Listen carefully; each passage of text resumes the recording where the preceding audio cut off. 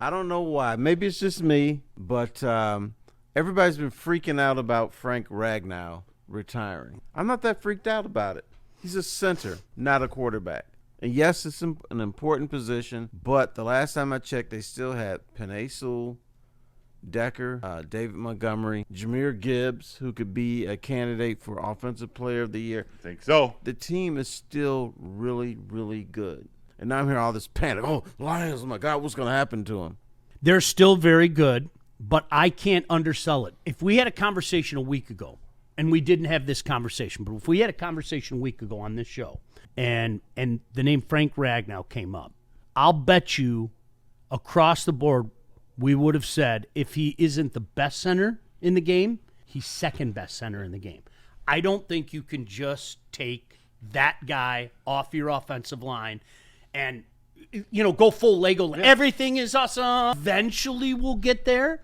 I think, what's the one thing, T, you always hear, especially offensive linemen talk about? Continuity. Yeah. I'm familiar with you. It's like the three of us, okay? When we start working together, I never did a show like this, okay? When we started working together, it was like, all right, let's find our lane, let's find our space, and now we're okay. Eventually, it's going to be okay. This is not a season-long thing, for the Lions, I don't think. Eventually, it's going to be okay, but when you take the anchor of your line, and again, he's one of the best in the game. If you don't want to call him the best, that's okay. One of the best, I think, at the very least. Yeah, it's a concern. It is. Is it a major concern? Is this a difference between going 12-5, 11-6? Like I think most of us think? No, but I think there's going to be some growing pains for the line. Is that a fair way to put it, T? Fair way to put it. It's a concern, but I don't think it's this deal breaker. Okay. Or this major, major concern. He's good. He's one of the best. Mm-hmm. But it's not like he's a center in the NBA. It's not like he's the quarterback. I think they will survive. They definitely will survive, especially here in Motown. But like Sean said, we can't undersell his importance to the team. He's a great player, but also the type of scheme they run, the way Hank Fraley and this offense runs. That center position is important pre-snap, obviously post-snap. Frank Ragnow was one of the best. So to replace him, you don't replace him with one guy. You're going to need multiple players on that unit to step up and pick up the slack that you lose with him out of the lineup. Fortunately, this offense, which we think is going to be fairly similar, they like playing with two tight ends. They've got the best offensive line coach in the NFL. I repeat, the best offensive line coach in the NFL. So they will be all right. It's just, how are you starting the season? Are you starting with two rookies playing and a sophomore? Are you starting with Graham Glasgow playing center, who athletically isn't as strong as some of the other guys, but that continuity, he's done it with Taylor Decker and Penei Sewell before. There are question marks, but that doesn't mean they still can't be a good team. This is why I love a general manager like Brad Holmes, who plays, we've talked about it 1,000 times, he plays chess. He's looked ahead. There are pieces in place. Now, has his process been sped up more than they like? Yeah. Yes, because I think we all agree. This is a guy, he's old school. He doesn't like to put rookies in those positions. Give them a little time, and then we come full circle. You go back to the whole chess thing of he's looked into the future and he's seen, okay, there are going to be some changes coming sooner rather than later. This just speeds up the process a little bit, I think. Plus, he doesn't trust rookies. Right. That's what I'm saying. Yeah, you really, Terry, this has sped up the process a little bit. Yeah, Terry, Sean, Joshua Gallatin in the chat. Teams who remain competitive have turnover at many levels of positions all the time. It's not just New England. Kansas City had it to agree. But then right after that, Broski Bear, who I'm assuming we know who he roots for. Detroit Lions in trouble? For sure. Bears, Vikings, Packers, Eagles, Ravens, Steelers, Browns, Chiefs, Bucks all have very tough defensive lines. The Lions' IOL is severely downgraded this season.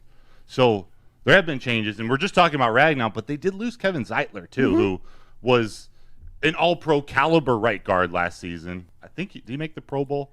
I don't know. He should have. He was great. So you're now losing two key pieces to that interior.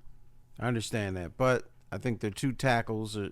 And so are the Packers. So I kind of like that position going into a season. Are there questions? Yeah, of course there are questions. And I think to just dismiss them and say everything's going to be okay and going to the Legoland song is out your mind. But at the same time, it goes back to Broder, what you are. There's a toughness, there's a mental acuity about this team right now. And I feel good about it because of that. Yeah. I do, T.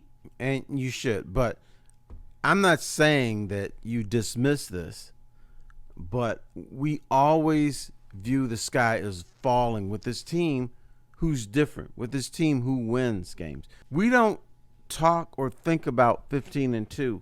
We think about that one game against the Commanders. Yeah. And the year before that, we didn't think about the 12 wins. We thought about the losses to the Bears, the loss to the Ravens, loss to Tampa Bay. That's what we think about with this team now.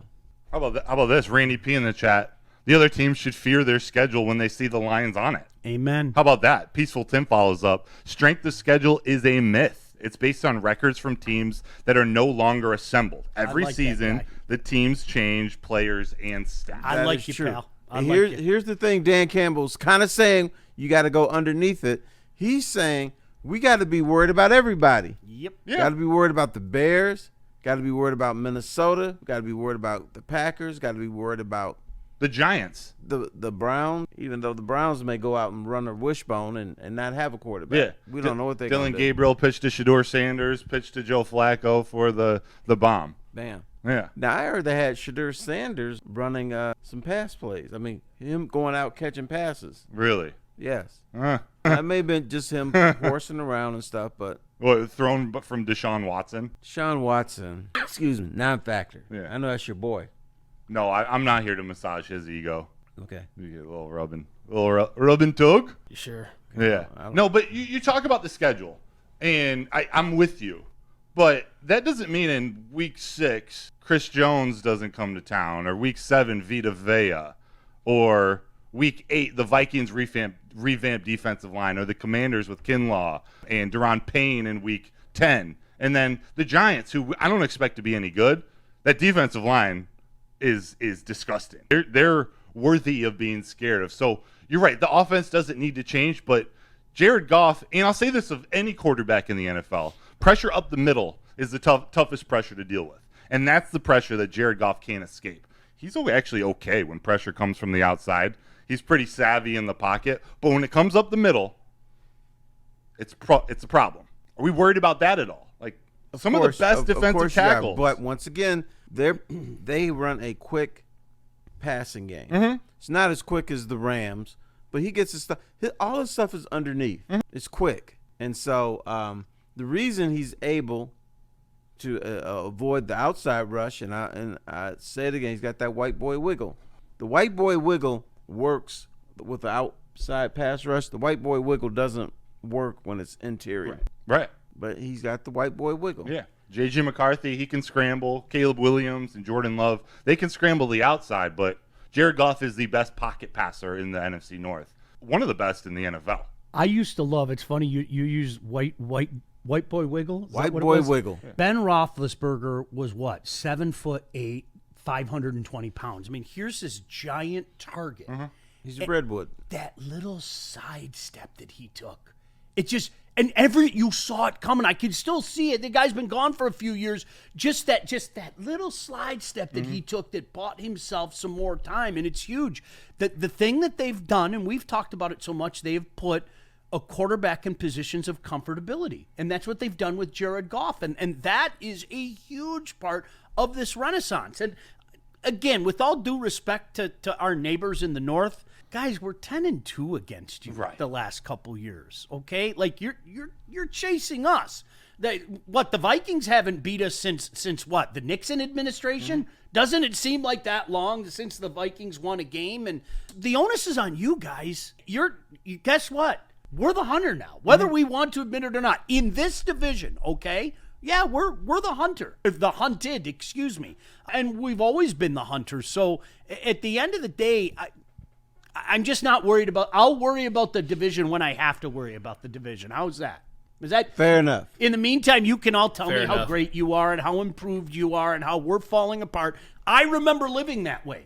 I lived that way for years. this was the year the Packers, oh, no, they can't continue this. I like this side better. Yeah. I like this side with you guys. Little pinch your cheeks, how cute you are, and this will be your year. I'll take where I'm sitting right now. I will. Yeah, and Crazy Clown in the chat, who's our number one supporter at the moment, says the only thing I know for sure is the Bears will always be who I think they are. You said it. Man, they talk. Man, I got accosted at a bookstore 2 years ago by a Bears fan. Really? Talking so much crap about the Lions are not going to have a winning record. The Lions are not going to win a playoff game. You guys in Detroit don't understand. They're bamboozling you again. And the Lions did have a winning record. They went to the NFC Championship game. Understand why people don't believe in the Lions, because the history is so crappy. Tell me about that Bears history. When was their last 4,000-yard quarterback? Been to Super Bowl. True. Won Super Bowl. Yeah. Shout out Rex Grossman. I still can't believe that happened. I still, like, honest to goodness. Yeah. Like, they should put a statue of Lovie Smith outside that damn stadium. Yeah. Rex Grossman took them to the Super Bowl.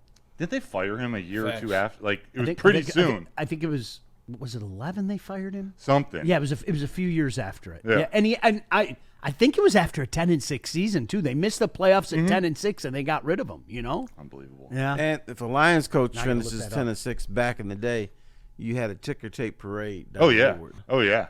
Or a press conference at someone's front doorstep. Boy, you really liked that, didn't you? Yeah, that's a great story. Yeah, still can't believe it. Yeah. This team is different, and it's because of Dan Campbell, Terry. You see him up on the podium during the press conference. We'll take him wherever. Whatever team, we'll play him. We'll line up across from them. Let's go. Play on pavement. Yeah. Play on the landfill. That's the mentality you need. Yeah. They were 13-3, went to the Super Bowl in 2006. He went 10-6 in 2012. They fired him. My gosh. Yep. Yep. Isn't that what teams do now? Yeah. Tom Thibodeau got fired after taking his team to the It makes no sense. Eastern Conference Finals. right. Yeah.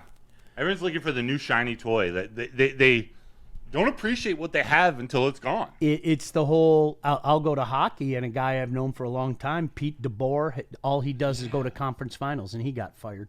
And so much of it comes down to, well, if there's a whisper in the locker room, or they don't like the way you handled this, or they don't think you're good with the young guys, whatever the case may be, that's the impetus to getting rid of you. Yeah. And it's like, this is a guy that all he's done the last few years is take different teams to the conference finals, and then they end up canning him. But that's the nature of the beast today, man. And half of it is culture. Let's be honest, Terry. No, it is. I think what happens now is no matter how good the season is, you poll the locker room. Yep. Which is probably a mistake, but that's what you do.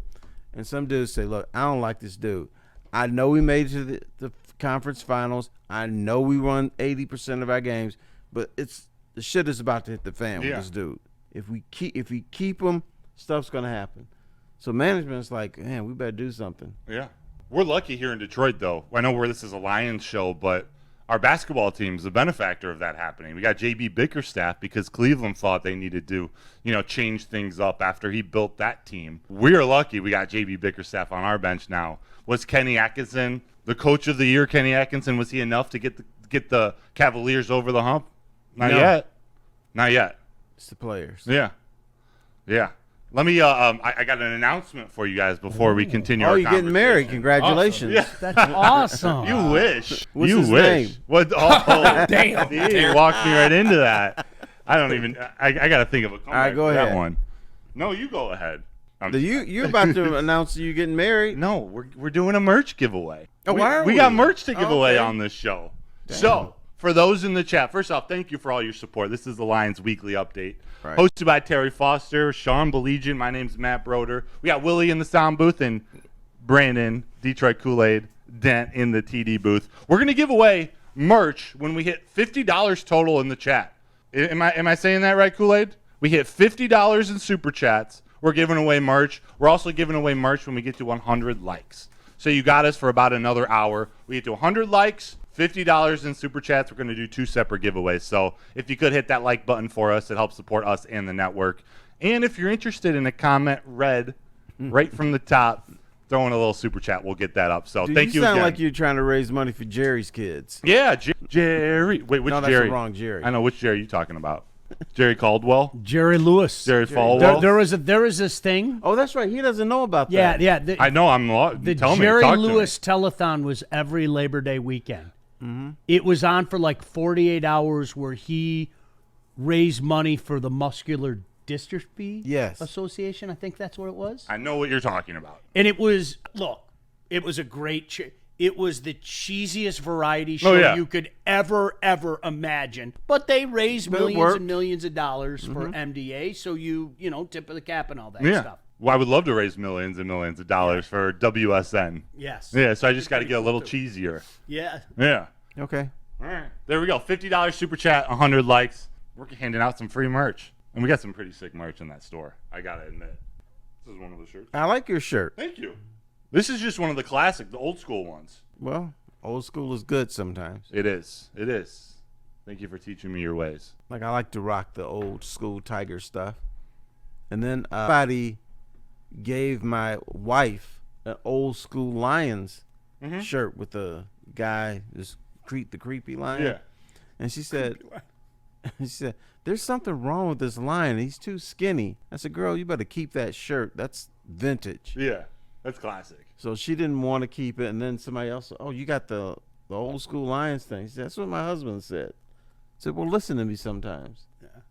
That's what you want. Yep, no doubt. Even though, you know, sometimes I look at the old school logos and I start to do a little of that. You know, you start to have some flashbacks, but it's a process. I'm healing. We're all healing. You know what? Even I'm healing. I'm good with every uniform in Detroit except the teal with the Pistons. You're okay with that being Hated gone? it. Man. Yes. Look at Kool-Aid's face. Kool-Aid's in shock. I know he loves it. my That God. thing sucks. All right. Terrible. All It's these terrible. young people are like, oh man, that's just a great uniform. No, it's They not. wear it around like they looking good. You look like crap in those things, and you're like, oh, this is good. I don't want Broder to throw something at me. He's our resident baseball guy. I think the City Connect softball jersey's atrocious. That's horrible. I can't. And I will also add, the Lions black, I don't like it at all. Not a fan. Not at all. And you know what it is? This goes back to how this whole conversation started. Yeah. Okay.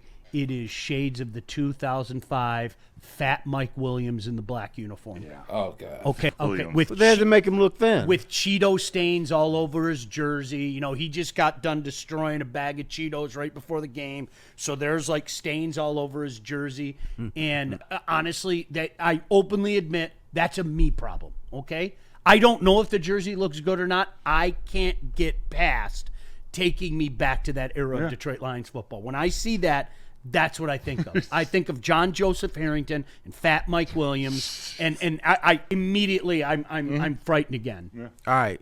I like the black uniforms. I don't look at it in the same manner as this man. I just like the way it looks. Yeah. I'm just about fashion. You're just about fashion. You like him with that blue helmet? Yeah. Yeah. I'm okay with It's it. different. They win in them, and I'm okay with that. Whatever. Just go get some W's. Exactly. In January and February. Yeah. In yeah. January and February. You know, there is a current uniform I hate.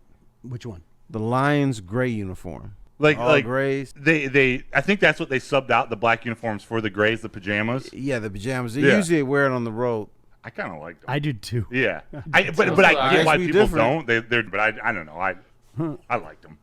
I liked them better than the blacks, if I'm being Looks like honest. something you put your kids in Yeah, the onesie. to go to bed. Yeah. onesies. Okay, so now we're the throwback that everybody loved, the Chris Spielman throwback. I didn't like it. No.